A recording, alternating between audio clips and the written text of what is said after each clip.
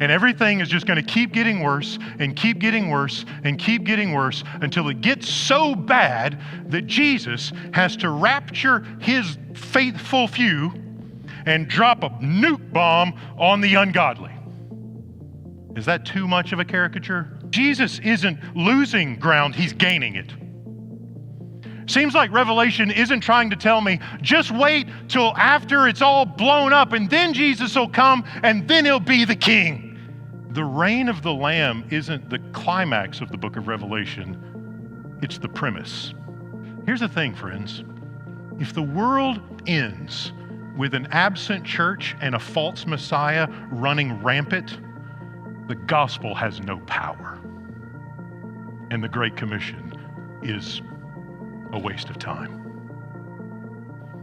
We've been conditioned to read Revelation in a certain way in the last several decades.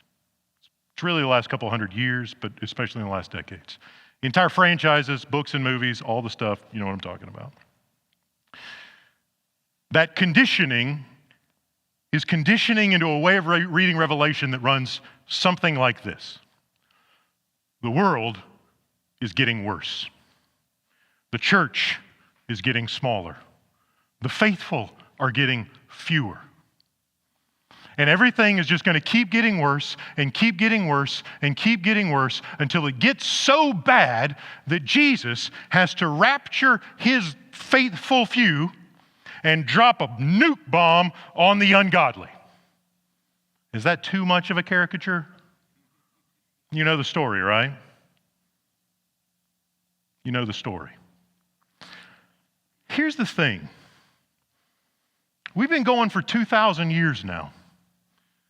And 2,000 years ago, Jesus himself said to a little group of believers in Philadelphia, I'm in charge. And I want you to bear witness to my name. And when you do that, I'll save people. That seems like a different way of reading these texts to me. It seems like a way of reading the text that says Jesus isn't losing ground, he's gaining it.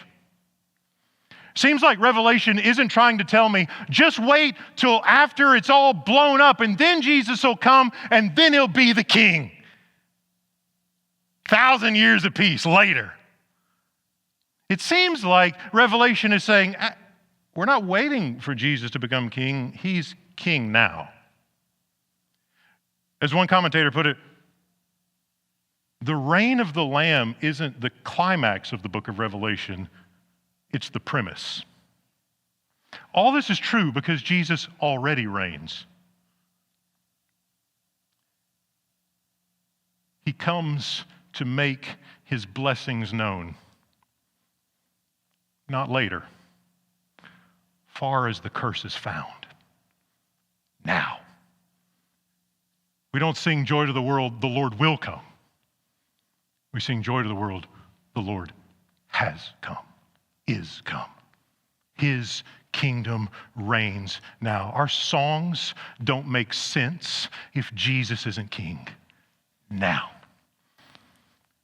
Our Messiah is the sovereign one, and he is not losing ground in the kingdom. Things are not getting worse. It may feel bad in our corner of the world, but the gospel isn't retreating in India or Africa or China. We may live in a post-Christian culture in North America, but that won't last forever. Why? Because the Lord Jesus Christ has entrusted a mission to his church. Go make disciples. Teach them to obey everything I've commanded you. Here's the thing, friends. If the world ends with an absent church and a false Messiah running rampant, the gospel has no power. And the Great Commission is a waste of time. I'm going to say that one more time. If the world ends with an absent church and a false Messiah running the show. The gospel has no power, and the Great Commission is irrelevant. The gospel is the power of God for salvation. Jew first and then the nations. The gospel is not in retreat. The gospel isn't being squashed. Not by this beastly nation or that one. Jesus isn't cowering on the throne of heaven going, "What do I do now?" He is wisely, justly, lovingly, counterintuitively advancing his kingdom. And here we are 2,000 years later with outposts of the kingdom of heaven spread around the world. And people who love Jesus and honor him even though it's costly all over the place. I'd say we've done all right for the last 2,000 years, but we probably still have a long way to go. Christians have built hospitals, Christians have built schools, Christians have built universities, Christians have planted churches, Christians have shown up and cared for people who were dying and even sometimes lost their life. Why? Because our sovereign Messiah works through our witness to transform the world. And he is not in retreat. He is not in retreat.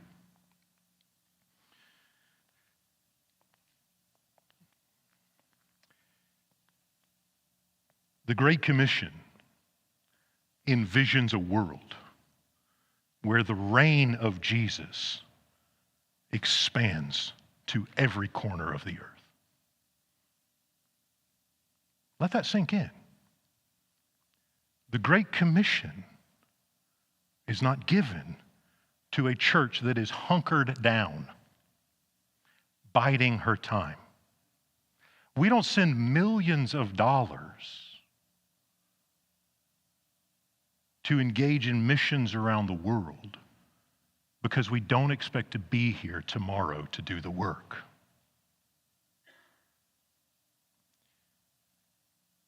Revelation invites us to take the long view of the mission. We don't have a lot of power, but our God is sovereign, and he desires to work through weak people with just a little bit to offer, and he does it here, all over North America, South America, Europe, Asia, Africa. Weak people doing daily faithful work all over the world has resulted in the widespread advance of the gospel.